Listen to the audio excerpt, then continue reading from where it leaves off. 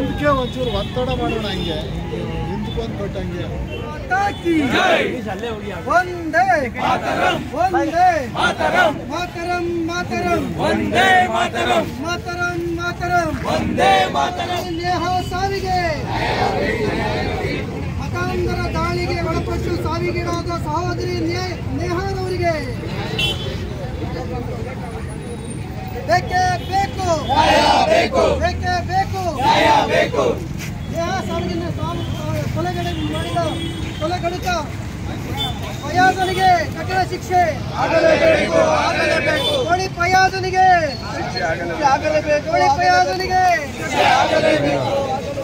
ಬೇಕೇ ಬೇಕು. ನಾವು ಇವತ್ತು ಈ ಒಂದು ಹಿಂದೂ ಪರ ಸಂಘಟನೆಗಳು ಮತ್ತು ವೀರಶೈವ ಸಮುದಾಯ ಇವತ್ತು ಮತ್ತು ಹಿಂದೂ ಪರ ಕಾರ್ಯಕರ್ತರು ಸಹೋದರಿ ನೇಹಾರ್ ಅವರ ಸಾವಿಗೆ ಶ್ರದ್ಧಾಂಜಲಿ ಸಲ್ಲಿಸುವ ಉದ್ದೇಶದಿಂದ ನಾವೆಲ್ಲ ಇಲ್ಲಿ ಸೇರಿದ್ದೀವಿ. ನೇಹಾರ್ ಅವರು ಸಾಮಾನ್ಯವಾಗಿ ಅಕಾಲಿಕವಾಗಿ ಸಾವನ್ನಪ್ಪಿದಂತ ಒಂದು ಯುವತಿ ಅಲ್ಲ, ಒಬ್ಬ ಮತಾಂಧ ಆಕೆಯನ್ನು ಪ್ರೇಮದ ಒಂದು ಪಾಶಕ್ಕೆ ಸಿಲುಕಿಸುವ ದೃಷ್ಟಿಯಿಂದ ಆಕೆ ಹಿಂದೆ ಬಿದ್ದಿದ್ದು, ಅದನ್ನು ತಿರಸ್ಕರಿಸಿದ ಸಹೋದರಿ ನೇಹಾರ್ ಅವರನ್ನ 9 ಬಾರಿ ಚಾಕುವಿನಿಂದ ಇರಿದು ಕೊಂದಿದ್ದಾನೆ. ಅಂದ್ರೆ ಆತನಿಗಿರತಕ್ಕಂಥ ಮತಾಂಧತೆ ಅದು ಎಷ್ಟಿದೆ ಅಂತೇಳಿ ನಾವು ಭಾವಿಸ್ಬೇಕು. ಇದು ಕೇವಲ ಕೊಲೆ ಮಾಡುವ ಉದ್ದೇಶ ಅಲ್ಲ. ಯಾವ ಹಿಂದೂ ಯುವತಿಯರು ಒಬ್ಬ ಮುಸಲ್ಮಾನ ಯುವಕನನ್ನು ತನ್ನಿಂದ ಬಿದ್ದಾಗ ಆತನ್ನ ತಿರಸ್ಕರಿಸಿದರೆ ನಾವು ಮುಂದಿನ ಯುವಕರು ಕೂಡ ಇದೇ ಶಿಕ್ಷೆ ನಾವು ಕೊಡ್ತೀವಿ ಅನ್ನೋ ಒಂದು ಸಂದೇಶ ಕೊಡುವಂತ ನಿಟ್ಟಿನಲ್ಲಿ ಈ ಒಬ್ಬ ಮತಾಂಧ ತನ್ನ ಒಂದು ಕೃತ್ಯನ ಎಸಗಿದ್ದಾನೆ. ಈ ಕೃತ್ಯ ಎಸಗಿರೋದಾಗ ಎಲ್ಲೋ 4 ಜನ ಹಿಂದೆ ಇರತಕ್ಕ ರೋಡಲ್ಲ ಇಲ್ಲ ಗುರ್ತುಗುರಿರೋ ಜಾಗದಲ್ಲಿ ಮಾಡಿರತಕ್ಕಂತ ಒಂದು ಕೊಲೆ ಅಲ್ಲ.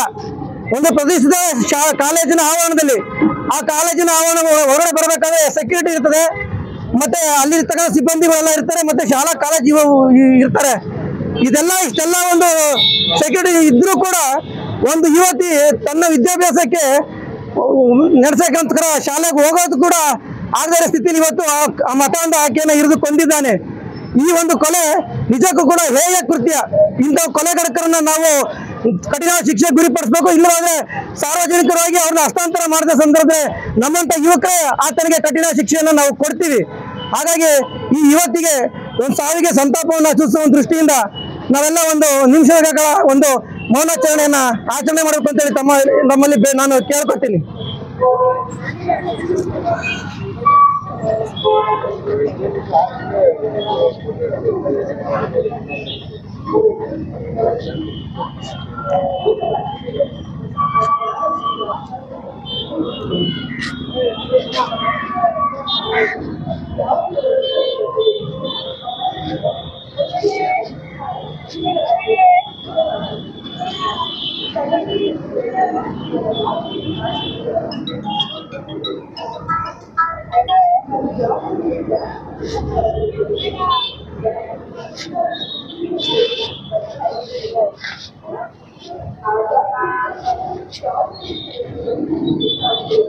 ಓಂ ಶಾಂತಿ ಶಾಂತಿ ಶಾಂತಿ. ಬೇಕೇ ಬೇಕು, ಬೇಕೇ ಬೇಕು. ಸಹೋದರಿ ನೇಹಾ ಸಾವಿಗೆ, ಸಹೋದರಿ ನೇಹಾ ಸಾವಿಗೆ ಕೊಲೆಗಡಕ ಫಯಾಜನಿಗೆ, ಕೊಲೆಗಡಕ ಮತಾಂಧ ಫಯಾಜನಿಗೆ, ದೇಶದ್ರೋಹಿ ಫಯಾಜನಿಗೆ, ಭಯೋತ್ಪಾದಕ ನಯಾಜನಿಗೆ ಬೇಕೇ ಬೇಕು. ಬಲೋ ಭಾರತ್ ಮಾತಾ ಕಿ, ಬಲೋ ಭಾರತ್ ಮಾತಾ ಕಿ, ವಂದೇ ವಂದೇ ಮಾತರಂ ಮಾತರಂ. ಬೇಕೇ ಬೇಕು, ಬೇಕೇ ಬೇಕು. ಸಹೋದರಿ ನೇಹಾ ಸಾವಿಗೆ, ಸಹೋದರಿ ನೇಹಾ ಸಾವಿಗೆ, ಮತಾಂತರ ಕೃತ್ಯಕ್ಕೆ, ಮತಾಂತರ ಕೃತ್ಯಕ್ಕೆ. ಆತ್ಮೀಯ ಬಂಧುಗಳೇ, ಇಂದು ಕರ್ನಾಟಕದಲ್ಲಿ ಕಗ್ಗೋಲೆಯಾಗಿದೆ. ಅದರಲ್ಲೂ ಕೂಡ ಹೆಣ್ಮಕ್ಳುಗಳು ರೋಡಲ್ಲಿ ಸ್ವತಂತ್ರವಾಗಿ ಓಡಾಡಂಗಿಲ್ಲ. ಹಾಗಾಗಿದೆ. ನಮ್ಮ ನೇಹಾ ಹಿರೇಮಠ ಅವರು ಕಾಲೇಜ್ ಕಾಂಪ್ಲೆಕ್ಸ್ ನಲ್ಲೇ ಕೂಡ ಅವರನ್ನ ಬರ್ಬರ ಹತ್ಯೆ ಮಾಡಿದಂತ ಆತನಿಗೆ ಜೀವಾವಧಿ ಶಿಕ್ಷೆ ಅಲ್ಲ, ಗಲ್ಲು ಶಿಕ್ಷೆ ಆಗಬೇಕು. ಹಾಗಾಗಿ ಕರ್ನಾಟಕದ 240 ತಾಲೂಕುಗಳು ಕೂಡ ಹೋರಾಟ ನಡೀತಾ ಇದೆ. ಹಾಗಾಗಿ ತಾಯಂದಿರು ಎಲ್ಲ ಕೂಡ ಬುದ್ಧಿ ಕಲ್ತ್ಕೋಬೇಕು. ಭಾರತಾಂಬೆಯ ನಾವು ಮಕ್ಕಳು, ನಾವೆಲ್ಲರೂ ಕೂಡ ಈ ರಾಜ್ಯದ ಹಿತದೃಷ್ಟಿಯನ್ನ ಕಾಪಾಡ್ಕೋಬೇಕು. ಹಾಗೇನೆ ನಮ್ಮ ದೇಶವನ್ನ ಹಿಂದೆ ಹಾವಾಡಿಗರ ದೇಶ ಅಂತ ಇದ್ರು, ಭಿಕ್ಷಕರ ದೇಶ ಅಂತಿದ್ರು, ಇವತ್ತು ನಂಬರ್ 1ಗೆ ಬರ್ತಾ ಇದೆ. ಹಾಗಾಗಿ ದೇಶವನ್ನ ಕಾಪಾಡ್ತಕ್ಕಂಥ ಕೆಲಸ ನಮ್ಮೆಲ್ಲರ ಕೂಡ ಜವಾಬ್ದಾರಿಯಾಗಿದೆ. ಹಾಗಾಗಿ ನಮ್ಮ ಅದರಲ್ಲೂ ಕೂಡ ವೀರಶೈವ ಜನಾಂಗಕ್ಕೆ ಸೇರಿದಂತ ನೇಹಾ ಹಿರೇಮಠ ಅವರು ಶಾಂತಿ ಸಿಕ್ಲಿ ಅವರ ಆತ್ಮಕ್ಕೆ. ಹಾಗಾಗಿ ಎಲ್ಲರೂ ಕೂಡ ಈ ಒಂದು ಹೋರಾಟಕ್ಕೆ ಇವತ್ತು ಆ ಹೆಣ್ಮಕ್ಳಿಗಾಗಿದೆ, ನಾಳೆ ನಮ್ಮನೆ ಹೆಣ್ಮಕ್ಳಿಗೆ ಯಾಕೆ ಆಗ್ಬಾರ್ದು, ನಮ್ಮ ರಾಜ್ಯದ ಹೆಣ್ಮಕ್ಳಿಗೆ ಯಾಕೆ ಆಗ್ಬಾರ್ದು, ನಮ್ಮ ತಾಲೂಕಿನ ಹೆಣ್ಮಕ್ಳಿಗೆ ಯಾಕೆ ತೊಂದರೆ ಆಗ್ಬಾರ್ದು. ಹಾಗಾಗಿ ಈ ನಿಟ್ಟಿನಲ್ಲಿ ಎಲ್ಲರೂ ಕೂಡ ಭಾಗವಹಿಸಬೇಕು.